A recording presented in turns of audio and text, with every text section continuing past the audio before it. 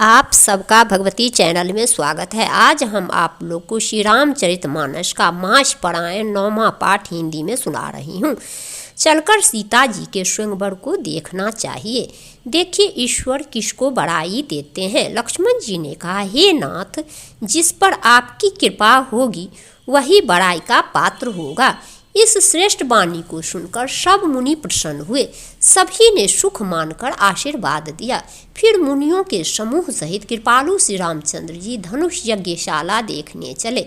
दोनों भाई रंगभूमि में आए हैं। ऐसी खबर जब सब नगर निवासियों ने पाई तब बालक, जवान, बूढ़े, स्त्री, पुरुष सभी घर और कामकाज को भुलाकर चल दिए।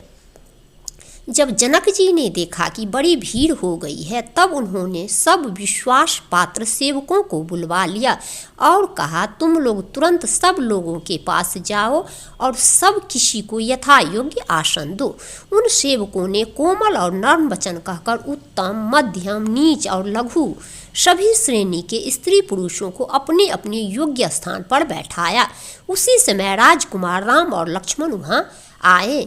वे ऐसे सुंदर हैं मानो साक्षात मनोहरता ही उनके शरीरों पर छा रही हो। सुंदर, श्यामला और गोरा उनका शरीर है। वे गुणों के समुद्र, चतुर और उत्तम वीर हैं। वे राजाओं के समाज में ऐसे सुशोभित हो रहे हैं मानो तारागणों के बीच दो पूर्ण चंद्रमा हो। जिनकी जैसी भावना थी प्रभु की मूर्ति उन्होंने वैसी ही देखी। महान रणधीर राजा लोग रामचंद्र जी के रूप को ऐसा देख रहे हैं मानो स्वयं वीर रस शरीर धारण किए हुए हो। कुटिल राजा प्रभु को देखकर डर गए मानो बड़ी भयानक मूर्ति हो। छल से जो राक्षस वहाँ राजाओं के वेश में बैठे थे उन्होंने प्रभु को प्रत्यक्ष काल के समान देखा। नगर निवासियों ने दोनों भाइयों को मनुष्यों के भूषण, रूप और नेत्रों को सुख देने वाला देखा। स्त्रियां हृदय में हर्षित होकर अपनी अपनी रुचि के अनुसार उन्हें देख रही है। मानो श्रृंगार रसी परम अनुपम मूर्ति धारण किए सुशोभित हो रहा है। विद्वानों को प्रभु विराट रूप में दिखाई दिए, जिसके बहुत से मुंह, हाथ, पैर, नेत्र और सिर हैं। जनक जी के सजातीय कुटुंबी प्रभु को किस तरह देख रहे हैं जैसे सगे सज्जन संबंधी प्रिय लगते हैं। जनक समेत रानियां उन्हें अपने बच्चे के समान देख रही है। उनकी प्रीति का वर्णन नहीं किया जा सकता। योगियों को वे शांत, शुद्ध, सम और स्वतः प्रकाश परम तत्व के रूप में दिखे। हरि भक्तों ने दोनों भाइयों को सब सुखों के देने वाले इष्ट देव के समान देखा। सीता जी जिस भाव से श्री रामचंद्र जी को देख रही है वह स्नेह और सुख तो कहने में ही नहीं आता। उस स्नेह और सुख का वे हृदय में अनुभव कर रही है पर वे भी उसे कह नहीं सकती। फिर कोई कभी उसे किस प्रकार कह सकता है। इस प्रकार जिसका जैसा भाव था उसने कौशलाधीश श्री रामचंद्र जी को वैसा ही देखा। सुंदर, श्यामले और गोरे शरीर वाले तथा विश्व भर के नेत्रों को चुराने वाले कौशलाधीश के कुमार राज समाज में इस प्रकार सुशोभित हो रहे हैं। दोनों मूर्तियां स्वभाव से ही मन को हरने वाली है।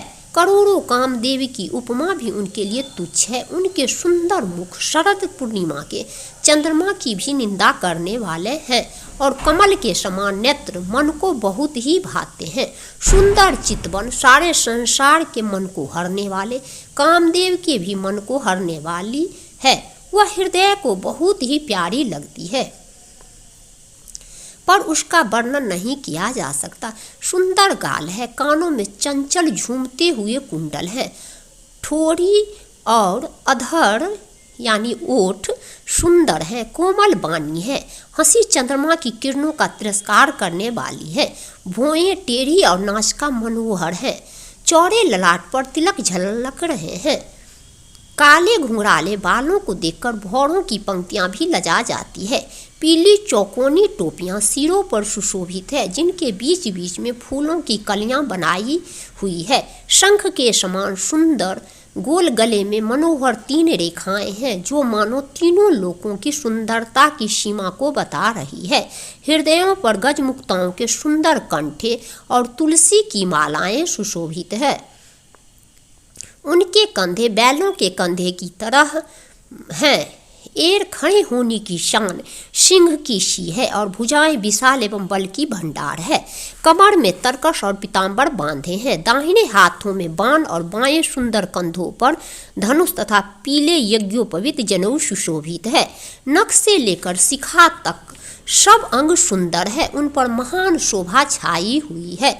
उन्हें देखकर सब लोग सुखी हुए। नेत्र एकटक है और तारे यानी पुतलियां भी नहीं चलते।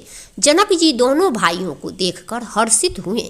तब उन्होंने जाकर मुनि के चरण कमल पकड़ लिए, विनती करके अपनी कथा सुनाई और मुनि को सारी रंग भूमि दिखलाई। मुनि के साथ दोनों श्रेष्ठ राजकुमार जहाँ जहाँ जाते हैं वहाँ वहाँ सब कोई आश्चर्यचकित ही देखने लगते हैं। सबने राम जी को अपनी अपनी ओर ही मुख किए हुए देखा, परंतु इसका कुछ भी विशेष रहस्य कोई नहीं जान सका। मुनि ने राजा से कहा, रंगभूमि की रचना बड़ी सुंदर है।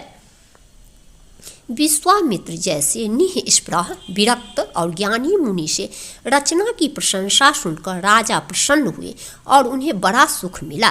सब मंचों से एक मंच अधिक सुंदर, उज्जवल और विशाल था। स्वयं राजा ने मुनि सहित दोनों भाइयों को उस पर बैठाया। प्रभु को देखकर सब राजा हृदय में ऐसे हार गए जैसे पूर्ण चंद्रमा के उदय होने पर तारे प्रकाशहीन हो जाते हैं। उनके तेज को देखकर सबके मन में ऐसा विश्वास हो गया कि रामचंद्र जी ही धनुष को तोड़ेंगे, इसमें संदेह नहीं। शिव जी के विशाल धनुष को जो संभव है न टूट सके, बिना तोड़े भी सीता जी श्री रामचंद्र जी के ही गले में जयमाल डालेगी। यूँ सोचकर वे कहने लगे, हे भाई, ऐसा विचार कर यश प्रताप बल और तेज गवाकर अपने अपने घर चलो। दूसरे राजा को अविवेक से अंधे हो रहे थे और अभिमानी थे। यह बात सुनकर बहुत हंसे। उन्होंने कहा, धनुष तोड़ने पर भी विवाह होना कठिन है, अर्थात सहज ही में हम जानकी को हाथ से जाने नहीं देंगे। फिर बिना तोड़े तो राजकुमारी को ब्याह ही कौन सकता है। काल ही क्यों न हो, एक बार तो सीता के लिए उसे भी हम युद्ध में जीत लेंगे। यह घमंड की बात सुनकर राजा, जो धर्मात्मा हरिभक्त और सयाने थे, मुस्कुराए। उन्होंने कहा, राजाओं के गर्व दूर करके जो धनुष किसी से नहीं टूट सकेगा, उसे तोड़कर श्री रामचंद्र जी सीता जी को ब्याहेंगे। रही युद्ध की बात, सो महाराज दशरथ के रण में बांके पुत्रों को युद्ध में तो जीत ही कौन सकता है। गाल बजाकर व्यर्थ ही मत मरो, मन के लड्डुओं से भी कहीं भूख बुझती है। हमारी परम पवित्र निष्कपट सिख को सुनकर सीता जी को अपने जी में साक्षात जगजननी समझो। उन्हें पत्नी रूप में पाने की आशा एवं लालसा छोड़ दो और श्री रघुनाथ जी को जगत का पिता परमेश्वर विचार कर नेत्र भर के उनकी छवि देख लो। ऐसा अवसर बार बार नहीं मिलेगा। सुंदर सुख देने वाले और समस्त गुणों की राशि ये दोनों भाई शिव जी के हृदय में बसने वाले हैं। स्वयं शिव जी भी जिन्हें सदा हृदय में छिपाए रखते हैं, वे तुम्हारे नेत्रों के सामने आ गए हैं। समीप आए हुए भगवत दर्शन रूप अमृत के समुद्र को छोड़कर तुम जगजननी जानकी को पत्नी रूप में पाने का दुराशा रूप मिथ्या मृग जल को देखकर दौड़कर क्यों मरते हो। फिर भाई, जिसको जो अच्छा लगे वही जाकर करो। हमने तो श्री रामचंद्र जी के दर्शन करके आज जन्म लेने का फल पा लिया, जीवन और जन्म को सफल कर लिया। ऐसा कहकर अच्छे राजा प्रेम मग्न होकर श्री राम जी का अनुपम रूप देखने लगे। मनुष्यों की तो बात ही क्या, देवता लोग भी आकाश से विमानों पर चढ़े हुए दर्शन कर रहे हैं और सुंदर गान करते हुए फूल बरसा रहे हैं। तब सुअवसर जानकर जनक जी ने सीता जी को बुला भेजा। सब चतुर और सुंदर सखियां आदर पूर्वक उन्हें लिवा चली। रूप और गुणों की खान जगजननी जानकी जी की शोभा का वर्णन नहीं हो सकता। उनके लिए मुझे काव्य की सब उपमाएं तुच्छ लगती है, क्योंकि वे लौकिक स्त्रियों के अंगों से अनुराग रखने वाली है। सीता जी के वर्णन में उन्हीं उपमाओं को देकर कौन कुकवि कहलाए और अपयश का भागी बने। यदि किसी स्त्री के साथ सीता जी की तुलना की जाए तो जगत में ऐसी सुंदर युवती है ही कहाँ। पृथ्वी की स्त्रियां की तो बात ही क्या, देवताओं की स्त्रियां को भी यदि देखा जाए तो हमारी अपेक्षा कहीं अधिक दिव्य और सुंदर है। तो उनमें सरस्वती तो बहुत बोलने वाली है। पार्वती अर्धांगिनी है, अर्थात अर्धनारी नटेश्वर के रूप में उनका आधा ही अंग स्त्री का है, शेष आधा अंग पुरुष शिव जी का है। कामदेव की स्त्री रति पति को बिना शरीर का अनंग जानकर बहुत दुखी रहती है, और जिनके विष और मद जैसे समुद्र से उत्पन्न होने के नाते प्रिय भाई है, उन लक्ष्मी के समान तो जानकी जी को कहा ही कैसे जाए। यदि छवि रूपी अमृत का समुद्र हो, परम रूप में कच्छप हो, शोभा रूप रस्सी हो, श्रृंगार रस पर्वत हो, और उस छवि के समुद्र को स्वयं कामदेव अपने ही कर कमल से मथे, इस प्रकार का संयोग होने से जब सुंदरता और सुख की मूल लक्ष्मी उत्पन्न हो तो भी कभी लोग उसे बहुत संकोच के साथ सीता जी के समान कहेंगे। सयानी सखियां सीता जी को साथ लेकर मनोहर वाणी से गीत गाती हुई चली। सीता जी के नवल शरीर पर सुंदर साड़ी सुशोभित है।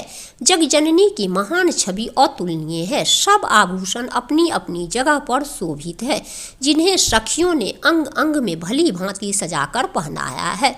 जब सीता जी ने रंगभूमि में पैर रखा तब उनका दिव्य रूप देखकर स्त्री पुरुष सभी मोहित हो गए। देवताओं ने हर्षित होकर नगाड़े बजाए और पुष्प वर्षाकर अप्सराएं गाने लगी। सीता जी के कर कमलों में जयमाला सुशोभित है। सब राजा चकित होकर अचानक उनकी ओर देखने लगे। सीता जी चकित चित्त से श्री राम जी को देखने लगी। तब सब राजा लोग मोह के वश हो गए। सीता जी ने मुनि के पास बैठे हुए दोनों भाइयों को देखा तो उनके नेत्र अपना खजाना पाकर ललचाकर वहीं श्री राम जी में जा लगे स्थिर हो गए। परंतु गुरुजनों की लाज से तथा बहुत बड़े समाज को देखकर सीता जी सकुचा गई। वे श्री रामचंद्र जी को हृदय में लाकर सखियों की ओर देखने लगी। श्री रामचंद्र जी का रूप और सीता जी की छवि देखकर स्त्री पुरुषों ने पलक मारना छोड़ दिया। सब एकटक उन्हीं को देखने लगे। सभी अपने मन में सोचते हैं पर कहते सकुचाते हैं, मन ही मन में विधाता से विनय करते हैं। हे विधाता, जनक की मूर्ता तो शीघ्र हर लीजिए और हमारी ही ऐसी सुंदर बुद्धि उन्हें दीजिए कि जिससे बिना ही विचार किए राजा अपना प्राण छोड़कर सीता जी का विवाह राम जी से कर दे। संसार उन्हें भला कहेगा, क्योंकि यह बात सब किसी को अच्छी लगती है। हठ करने से अंत में भी हृदय जलेगा। सब लोग इसी लालसा में मग्न हो रहे हैं कि जानकी जी के योग्य वर तो यह श्यामला ही है। तब राजा जनक ने बंदी जनों भाटों को बुलाया। वे विरुदावली वंश की कीर्ति गाते हुए चले आए। राजा ने कहा, जाकर मेरा प्रण सबसे कहो। भाट चले, उनके हृदय में कम आनंद न था। भाटों ने श्रेष्ठ वचन कहा, हे पृथ्वी की पालना करने वाले सब राजागण सुनिए, हम अपनी भुजा उठाकर जनक जी का विशाल प्रण कहते हैं। राजाओं की भुजाओं का बल चंद्रमा है, शिवजी का धनुष राहु है, वह भारी है, कठोर है, यह सबको विदित है। बड़े भारी योद्धा रावण और बानासुर भी इस धनुष को देखकर गौ से चुपके से चलते बने। उसे उठाना तो दूर रहा, छूने तक की हिम्मत न हुई। उसी शिवजी के कठोर धनुष को आज इस राज समाज में जो भी तोड़ेगा, तीनों लोगों की विजय के साथ ही उसको जानकी जी बिना किसी विचार के हठपूर्वक वरण करेगी। प्रण सुनकर सब राजा ललचा उठे। जो वीरता के अभिमानी थे वे मन में बहुत ही तमतमाए, कमर कसकर अकुलाकर उठे और अपने इष्ट देवों को सिर नवाकर चले। वे तमक कर बड़े ताव से शिवजी के धनुष की ओर देखते हैं और फिर निगाह जमाकर उसे पकड़ते हैं। करोड़ों भांति से जोर लगाते हैं पर वह उठता ही नहीं। जिन राजाओं के मन में कुछ विवेक है वे धनुष के पास ही नहीं जाते। वे मूर्ख राजा तमक कर धनुष को पकड़ते हैं, परंतु जब नहीं उठता तो लजाकर चले जाते हैं। मानो वीरों की भुजाओं का बल पाकर वह धनुष अधिक अधिक भारी होता जाता है। तब 10,000 राजा एक ही बार धनुष को उठाने लगे तो भी वह उनके टाले नहीं टलता। शिव जी का वह धनुष कैसे नहीं दिखता था जैसे कामी पुरुष के वचनों से सती का मन कभी चलायमान नहीं होता। सब राजा उपहास के योग्य हो गए, जैसे बैराग के बिना सन्यासी उपहास के योग्य हो जाता है। कृति, विजय, बड़ी वीरता, इन सब को वे धनुष के हाथों बरबस हार कर चले गए। राजा लोग हृदय में हार कर श्रीहीन हतप्रभ हो गए और अपने अपने समाज में जा बैठे। राजाओं को असफल देखकर जनक अकुला उठे और ऐसे वचन बोले जो मानो क्रोध में सने हुए थे। मैंने जो प्रण ठाना था उसे सुनकर द्वीप द्वीप के अनेकों राजा आए। देवता और दैत्य भी मनुष्य का शरीर धारण करके आए तथा और भी बहुत से रणधीर वीर आए, परंतु धनुष को तोड़कर मनोहर कन्या, बड़ी विजय और अत्यंत सुंदर कीर्ति को पाने वाला मानो ब्रह्मा ने किसी को रचा ही नहीं। कहिए यह लाभ किसको अच्छा नहीं लगता, परंतु किसी ने भी शंकर जी का धनुष नहीं चढ़ाया। अरे भाई, चढ़ाना और तोड़ना तो दूर रहा, कोई तिल भर भूमि भी छुड़ा न सका। अब कोई वीरता का अभिमानी नाराज न हो। मैंने जान लिया पृथ्वी वीरों से खाली हो गई। अब आशा छोड़कर अपने अपने घर जाओ। ब्रह्मा ने सीता का विवाह लिखा ही नहीं। यदि प्रण छोड़ता हूँ तो पुण्य जाता है, इसलिए क्या करूँ, कन्या कुंवारी ही रहे। यदि मैं जानता कि पृथ्वी वीरों से शून्य है तो प्रण करके उपहास का पात्र न बनता।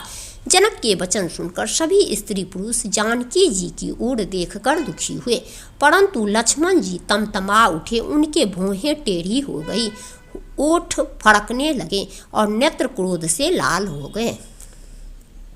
श्री रघुवीर जी के डर से कुछ कह तो सकते नहीं, पर जनक के वचन उन्हें बाण से लगे। जब न रह सके तब श्री रामचंद्र जी के चरण कमलों में सिर नवाकर वे यथार्थ वचन बोले। रघुवंशियों में कोई भी जहाँ होता है उस समाज में ऐसे वचन कोई नहीं कहता। जैसे अनुचित वचन रघुकुल शिरोमणि श्री राम जी को उपस्थित जानते हुए भी जनक जी ने कहे, हे सूर्य कुल रूपी कमल के सूर्य, सुनिए, मैं स्वभाव ही से कहता हूँ, कुछ अभिमान करके नहीं। यदि आपकी आज्ञा पाऊँ तो मैं ब्रह्मांड को गेंद की तरह उठा लूँ और उसे कच्चे घड़े की तरह फोड़ डालूं। मैं सुमेरु पर्वत को मूली की तरह तोड़ सकता हूँ। हे भगवान, आपके प्रताप की महिमा से यह बेचारा पुराना धनुष तो कौन चीज़ है। ऐसा जानकर हे नाथ, आज्ञा हो तो कुछ खेल करूं। उसे भी देखिए, धनुष को कमल की डंडी की तरह चढ़ाकर उसे 100 योजन तक दौड़ा लिए चला जाऊं। हे नाथ, आपके प्रताप के बल से धनुष को कुकुरमुत्ते बरसाती छत्ते की तरह तोड़ दूं। यदि ऐसा न करूं तो प्रभु के चरणों की शपथ है, फिर मैं धनुष और तरकस को कभी हाथ में भी न लूँगा। ज्यों ही लक्ष्मण जी क्रोध भरे वचन बोले कि पृथ्वी डगमगा उठी और दिशाओं के हाथी कांप गए। सभी लोग और सब राजा डर गए। सीता जी के हृदय में हर्ष हुआ और जनक जी सकुचा गए। गुरु विश्वामित्र जी, श्री रघुनाथ जी और सब मुनि मन में प्रसन्न हुए और बार बार पुलकित होने लगे। श्री रामचंद्र जी ने इशारे से लक्ष्मण को मना किया और प्रेम सहित अपने पास बैठा लिया। विश्वामित्र जी शुभ समय जानकर अत्यंत प्रेम भरी वाणी बोले, हे राम, उठो, शिव जी का धनुष तोड़ो और हे तात, जनक का संताप मिटाओ। गुरु के वचन सुनकर श्री राम जी ने चरणों में सिर नवाया। उनके मन में न हर्ष हुआ न विषाद, और वे अपनी एड़ खड़े होने की शान से जवान सिंह को भी लजाते हुए सहज स्वभाव से ही उठ खड़े हुए। मंच रूपी उद्याचल पर रघुनाथ जी रूपी बाल सूर्य के उदय होते ही सब संत रूपी कमल खिल उठे और नेत्र रूपी भौरे हर्षित हो गए। राजाओं की आशा रूपी रात्रि नष्ट हो गई। उनके वचन रूपी तारों के समूह का चमकना बंद हो गया। वे मौन हो गए। अभिमानी राजा रूपी कुमुद संकुचित हो गए और कपटी राजा रूपी उल्लू छिप गए। मुनि और देवता रूपी चकबे शोक रहित हो गए। वे फूल बरसाकर अपनी सेवा प्रकट कर रहे हैं। प्रेम सहित गुरु के चरणों की वंदना करके श्री रामचंद्र जी ने मुनियों से आज्ञा मांगी। समस्त जगत के स्वामी श्री राम जी सुंदर मत वाले श्रेष्ठ हाथी की सी चाल से स्वाभाविक ही चले। श्री रामचंद्र जी के चलते ही नगर भर के सब स्त्री पुरुष सुखी हो गए और उनके शरीर रोमांच से भर गए। उन्होंने पितर और देवताओं की वंदना करके अपने पुण्यों का स्मरण किया। यदि हमारे पुण्यों का कुछ भी प्रभाव हो तो हे गणेश गोसाई रामचंद्र जी शिवजी के धनुष को कमल की डंडी की भांति तोड़ डालें। श्री रामचंद्र जी को वात्सल्य प्रेम के साथ देखकर और सखियों को समीप बुलाकर सीता जी की माता स्नेहवश बिलख कर विलाप करती हुई सी ये वचन बोली, हे सखी, ये जो हमारे हितु कहलाते हैं वे भी सब तमाशा देखने वाले हैं। कोई भी इनके गुरु विश्वामित्र जी को समझा कर नहीं कहता कि ये राम जी बालक हैं। इनके लिए ऐसा हठ अच्छा नहीं। जो धनुष रावण और बानासुर जैसे जग विजयी वीरों के हिलाए न हिल सका, उसे तोड़ने के लिए मुनि विश्वामित्र जी का राम जी को आज्ञा देना और राम जी को उसे तोड़ने के लिए चल देना रानी को हठ जान पड़ा। इसलिए वे कहने लगी कि गुरु विश्वामित्र जी को कोई समझाता ही नहीं। रावण और बानासुर ने जिस धनुष को छुआ तक नहीं और सब राजा घमंड करके हार गए, वही धनुष इस सुकुमार राजकुमार के हाथ में दे रहे हैं। हंस के बच्चे भी कहीं मंदराचल पहाड़ उठा सकते हैं और तो कुछ समझाकर कहे या नहीं। राजा तो बड़े समझदार और ज्ञानी है, उन्हें तो गुरु को समझाने की चेष्टा करनी चाहिए थी, परंतु मालूम होता है राजा का भी सारा सयानापन समाप्त हो गया। हे सखी, विधाता की गति कुछ जानने में नहीं आती। यूं कहकर रानी चुप हो रही। तब एक चतुर सखी कोमल वाणी से बोली, हे रानी, तेजबान को छोटा नहीं गिनना चाहिए। कहाँ घड़े से उत्पन्न होने वाले छोटे से मुनि अगस्त्य और कहाँ अपार समुद्र, किंतु उन्हें उसे सोख लिया जिसका सूर्य सारे संसार में छाया हुआ है। सूर्यमंडल देखने में छोटा लगता है, पर उसके उदय होते ही तीनों लोगों का अंधकार भाग जाता है। जिसके बस में ब्रह्मा विष्णु शिव और सभी देवता हैं, वह मंत्र अत्यंत छोटा होता है। महान मत वाले गजराज को छोटा सा अंकुश बस में कर लेता है। कामदेव ने फूलों का ही धनुष बाण लेकर समस्त लोगों को अपने बस में कर रखा है। हे देवी, ऐसा जानकर संदेह त्याग दीजिए। हे रानी, सुनिए, रामचंद्र जी धनुष को अवश्य ही तोड़ेंगे। सखी के वचन सुनकर रानी को श्री राम जी के सामर्थ्य के संबंध में विश्वास हो गया। उनकी उदासी मिट गई और श्री राम जी के प्रति उनका प्रेम अत्यंत बढ़ गया। उस समय श्री रामचंद्र जी को देखकर सीता जी भयभीत हृदय से जिस तिस देवता से विनती कर रही है, वे व्याकुल होकर मन ही मन मना रही है, हे महेश भवानी, मुझ पर प्रसन्न हुई। मैंने आपकी जो सेवा की है उसे सफल कीजिए और मुझ पर स्नेह करके धनुष के भारीपन को हर लीजिए। हे गणों के नायक, वर देने वाले देवता गणेश जी, मैंने आज ही के लिए तुम्हारी सेवा की थी। बार बार विनती सुनकर धनुष का भारीपन बहुत ही कम कर दीजिए। श्री रघुनाथ जी की ओर देख देख कर सीता जी धीरज धरकर देवताओं को मना रही है। उनके नेत्रों में प्रेम के आंसू भरे हैं और शरीर में रोमांच हो रहा है। अच्छी तरह नेत्र भरकर श्री राम जी की शोभा देखकर फिर पिता के प्रण का स्मरण करके सीता जी का मन क्षुब्ध हो उठा। वे मन ही मन कहने लगी, अहो, पिताजी ने बड़ा ही कठिन हठ ठाना है। वे लाभ हानि कुछ भी नहीं समझ रहे हैं। मंत्री डर रहे हैं, इसलिए कोई उन्हें सीख भी नहीं देता। पंडितों की सभा में यह बड़ा अनुचित हो रहा है। कहाँ तो वर्ज से भी बढ़कर कठोर धनुष और कहाँ ये कोमल शरीर किशोर श्याम सुंदर। हे विधाता, मैं हृदय में किस तरह धीरज धरूं। सीरस के फूल के कण से कहीं हीरा छेदा जाता है। सारी सभा की बुद्धि भोली बाबली हो गई है। अतः हे शिव जी के धनुष, अब तो मुझे तुम्हारा ही आसरा है। तुम अपनी जड़ता लोगों पर डालकर श्री रघुनाथ जी के सुकुमार शरीर को देखकर उतने ही हल्के हो जाओ। इस प्रकार सीता जी के मन में बड़ा ही संताप हो रहा है। निमेष का एक लब अंश भी 100 युगों के समान बीत रहा है। प्रभु श्री रामचंद्र जी को देखकर फिर पृथ्वी की ओर देखती हुई सीता जी के चंचल नेत्र इस प्रकार शोभित हो रहे हैं मानो चंद्रमंडल रूपी डोल में कामदेव की 2 मछलियां खेल रही हो। सीता जी की वाणी रूपी भ्रमरी को उनके मुख रूपी कमल ने रोक रखा है। लाज रूपी रात्रि को देखकर वह प्रकट नहीं हो रही है। नेत्रों का जल नेत्रों के कोने में ही रह जाता है, जैसे बड़े भारी कंजूस का सोना कोने में ही गड़ा रह जाता है। अपनी बढ़ी हुई व्याकुलता जानकर सीता जी सकुचा गई और धीरज धरकर हृदय में विश्वास ले आई कि यदि तन मन और वचन से मेरा प्रण सच्चा है और श्री रघुनाथ जी के चरण कमलों में मेरा चित्त वास्तव में अनुरक्त है, तो सबके हृदय में निवास करने वाले भगवान मुझे रघु श्रेष्ठ श्री रामचंद्र जी की दासी अवश्य बनाएंगे। जिसका जिस पर सच्चा स्नेह होता है वह उसे मिलता ही है, इसमें कुछ भी संदेह नहीं। प्रभु की ओर देखकर सीता जी ने शरीर के द्वारा प्रेम ठान लिया, अर्थात यह निश्चय कर लिया कि यह शरीर इन्हीं का होकर रहेगा या रहेगा ही नहीं। कृपा निधान श्री राम जी सब जान गए। उन्होंने सीता जी को देखकर धनुष की ओर कैसे ताका, जैसे गरुड़ जी छोटे से सांप की ओर देखते हैं। इधर जब लक्ष्मण जी ने देखा कि रघुकुल मणि श्री रामचंद्र जी ने शिव जी के धनुष की ओर ताका है, तो वे शरीर से पुलकित हो ब्रह्मांड को चरणों से दबाकर निम्नलिखित वचन बोले, हे दिग्गजों, हे कच्छप, हे शेष, हे बराह, धीरज धरकर पृथ्वी को थामे रहो, जिसमें यह हिलने न पावे। श्री रामचंद्र जी शिव जी के धनुष को तोड़ना चाहते हैं, मेरी आज्ञा सुनकर सब सावधान हो जाओ।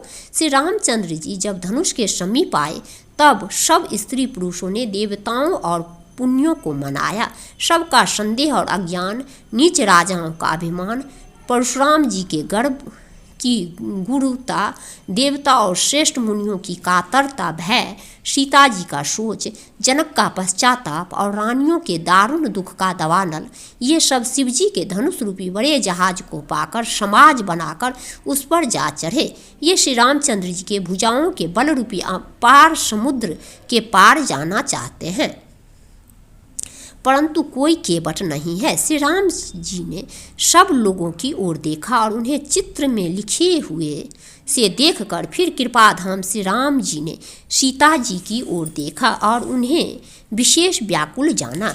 उन्होंने जानकी जी को बहुत ही विकल देखा। उनका एक एक क्षण कल्प के समान बीत रहा था। यदि प्यासा आदमी पानी के बिना शरीर छोड़ दे तो उसके मर जाने पर अमृत का तालाब भी क्या करेगा। सारी खेती के सूख जाने पर वर्षा किस काम की। समय बीत जाने पर फिर पछताने से क्या लाभ। जी में ऐसा समझकर श्री राम जी ने जानकी जी की ओर देखा और उनका विशेष प्रेम लख कर वे पुलकित हो गए। मन ही मन उन्होंने गुरु को प्रणाम किया और बड़ी फुर्ती से धनुष को उठा लिया। जब उसे हाथ में लिया तब वह धनुष बिजली की तरह चमका और फिर आकाश में मंडल जैसा मंडलाकार हो गया। लेते चढ़ाते और जोर से खींचते हुए किसी ने नहीं लखा। अर्थात ये तीनों काम इतनी फुर्ती से हुए कि धनुष को कब उठाया, कब चढ़ाया और कब खींचा, इसका किसी को पता नहीं लगा। सब ने श्री राम जी को धनुष खींचे खड़े देखा। उसी क्षण श्री राम जी ने धनुष को बीच से तोड़ डाला। भयंकर कठोर ध्वनि से सब लोक भर गए। घोर कठोर शब्द सब लोक भर गए। सूर्य के घोड़े मार्ग छोड़कर चलने लगे। दिग्गज चिघाड़ने लगे। धरती डोलने लगी। शेष, बराह और कच्छप कलमला उठे। देवता, राक्षस और मुनि कानों पर हाथ रखकर सब व्याकुल होकर विचारने लगे।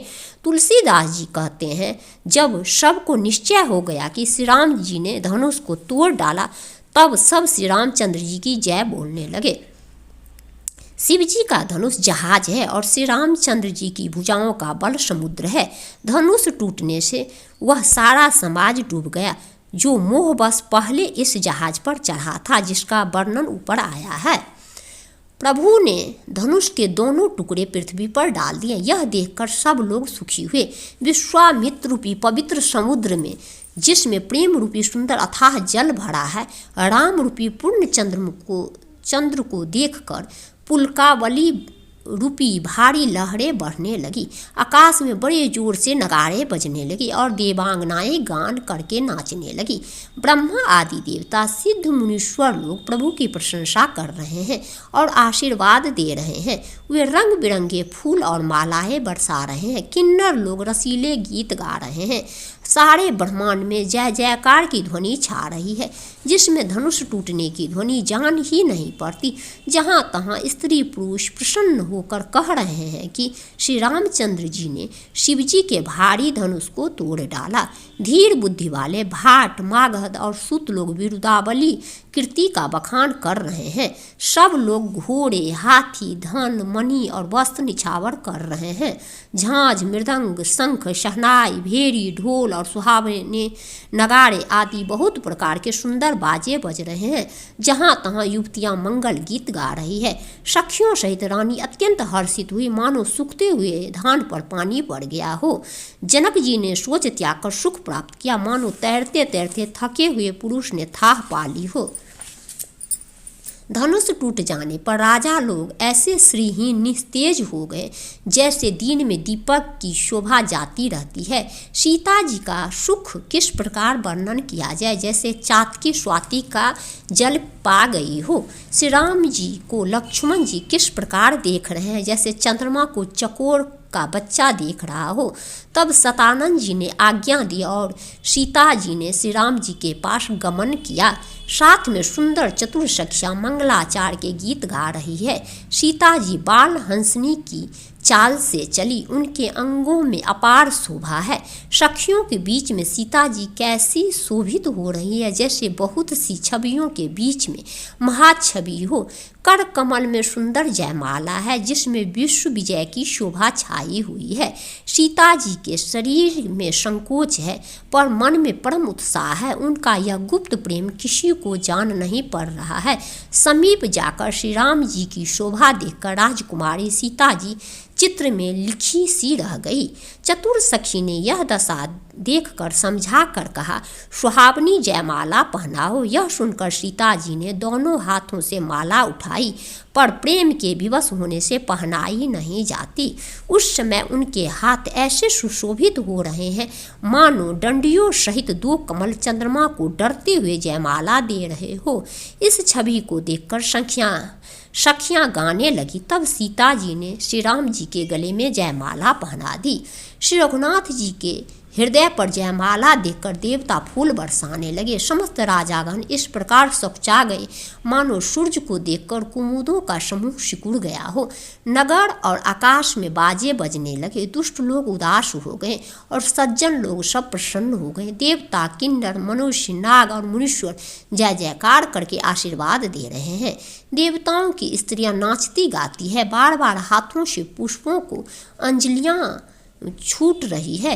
जहाँ तहाँ ब्राह्मण वेद ध्वनि कर रहे हैं और भाट लोग बिरुदावली कुल कीर्ति बखान रहे हैं। पृथ्वी, पाताल और स्वर्ग तीनों लोकों में यश फैल रहा है कि श्री रामचंद्र जी ने धनुष तोड़ दिया और सीता जी का वरण कर लिया। नगर के नर नारी आरती कर रहे हैं और अपनी पूजी हैसियत को भुलाकर सामर्थ्य से बहुत अधिक निछावर कर रहे हैं। श्री सीता राम जी की जोड़ी ऐसी सुशोभित हो रही है मानो सुंदरता और श्रृंगार रस एकत्र हो गए हैं। सखियां कह रही है, सीते स्वामी के चरण छूओ, किंतु सीता जी अत्यंत भयभीत हुई, उनके चरण नहीं छूती। गौतम जी की स्त्री अहल्या की गति का स्मरण करके सीता जी श्री राम जी के चरणों को हाथों से स्पर्श नहीं कर रही है। सीता जी की अलौकिक प्रीति जानकर रघुकुल मणि श्री रामचंद्र जी मन में हंसे। उस समय सीता जी को देखकर कुछ राजा लोग ललचा उठे। वे दुष्ट, कुपूत और मूढ़ राजा मन में बहुत तमतमाए। वे अभागे उठ उठकर कवच पहनकर जहाँ तहाँ गाल बजाने लगे। कोई कहते हैं सीता को छीन लो और दोनों राजकुमारों को पकड़कर बांध लो, धनुष तोड़ने से ही चाह नहीं पूरी होगी। हमारे जीते जी राजकुमारी को कौन ब्याह सकता है। यदि जनक कुछ सहायता करे तो युद्ध में दोनों भाइयों सहित उसे भी जीत लो। यह वचन सुनकर साधु राजा बोले, ऐसे निर्लज राज समाज को देखकर तो लाज भी लजा गई। अरे तुम्हारा बल प्रताप वीरता बड़ाई और नाक प्रतिष्ठा तो धनुष के साथ ही चली गई। वही वीरता थी कि अब कहीं से मिली है। ऐसी दुष्ट बुद्धि है, तभी तो विधाता ने तुम्हारे मुखों पर कालिख लगा दी। ईर्ष्या घमंड और क्रोध छोड़कर नेत्र भरकर श्री राम जी की छवि को देख लो। लक्ष्मण के क्रोध को प्रबल अग्नि जानकर उसमें पतंगे मत बनो। जैसे गरुड़ का भाग कौवा, चाहे सिंह का भाग खरगोश, चाहे बिना कारण ही क्रोध करने वाला अपनी कुशल, चाहे शिवजी से विरोध करने वाला सब प्रकार की संपत्ति, चाहे लोभी लालची सुंदर कीर्ति, चाहे कामी मनुष्य निष्कलंकता चाहे तो क्या पा सकता है। और जैसे श्री हरि के चरणों से विमुख मनुष्य परम गति मोक्ष चाहे, हे राजाओं, सीता के लिए तुम्हारा लालच भी वैसा ही व्यर्थ है। कोलाहल सुनकर सीता जी शंकित हो गई। तब सखियां उन्हें वहां ले गई जहां रानी सीता जी की माता थी। श्री रामचंद्र जी मन में सीता जी के प्रेम का बखान करते हुए स्वाभाविक चाल से गुरु जी के पास चले। रानियों सहित सीता जी दुष्ट राजाओं के दुर्वचन सुनकर सोच के बस है कि न जाने विधाता अब क्या करने वाला है। राजाओं के वचन सुनकर लक्ष्मण जी इधर उधर ताकते हैं, किंतु श्री रामचंद्र जी के डर से कुछ बोल नहीं सकते। उनके नेत्र लाल और भौहें टेढ़ी हो गई और वे क्रोध से राजाओं की ओर देखने लगे, मानो मतवाले हाथियों का झुंड देखकर सिंह के बच्चे को जोश आ गया हो। खलबली देखकर जनकपुर की स्त्रियां व्याकुल हो गई और सब मिलकर राजाओं को गालियां देने लगी। उसी मौके पर शिवजी के धनुष का टूटना सुनकर भृंगु कुल रूपी कमल के सूर्य परशुराम जी आए। इन्हें देखकर सब राजा सकुचा गए, मानो बाज के झपटने पर बटेर लुक छिप गए हो। गोरे शरीर पर विभूति भस्म बड़ी फब रही है और विशाल ललाट पर त्रिपुंड विशेष शोभा दे रहा है। सिर पर जटा है, सुंदर मुखचंद्र क्रोध के कारण कुछ लाल हो गया है। भौहें टेढ़ी, आंखें क्रोध से लाल है। सहज ही देखते हैं तो भी ऐसा जान पड़ता है कि मानो क्रोध कर रहे हैं। बैल के समान ऊंचे और पुष्ट कंधे हैं, छाती और भुजाएं विशाल हैं। सुंदर यज्ञोपवीत धारण किए, माला पहने और मृग चर्म लिए हैं।